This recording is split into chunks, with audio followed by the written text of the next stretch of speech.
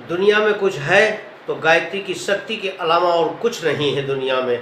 तो इसलिए अगर ब्रह्मा जी ने यदि सृष्टि की है तो वो गायत्री की शक्ति के द्वारा की है।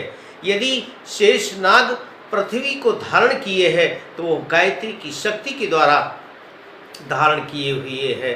यदि प्रभु श्री रामचंद्र जी ने यदि युद्ध करने में सफलता प्राप्त की है तो वो गायत्री की शक्ति के द्वारा सफलता प्राप्त की है। यदि रावण को मारा है तो वो गायत्री की शक्ति के द्वारा ही रावण को मारा है।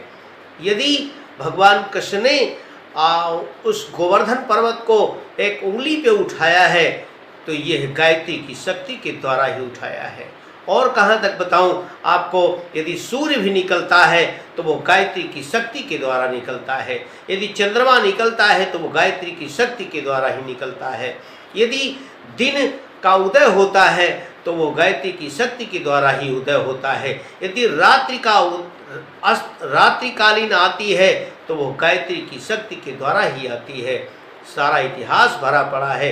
यदि जहाँ तक भी आपकी सूक्ष्म से सूक्ष्म विद्यमान सत्ता, यदि आपकी बुद्धि, आपका विवेक पहुँच रहा है तो वो गायत्री की शक्ति के द्वारा ही पहुँच रहा है।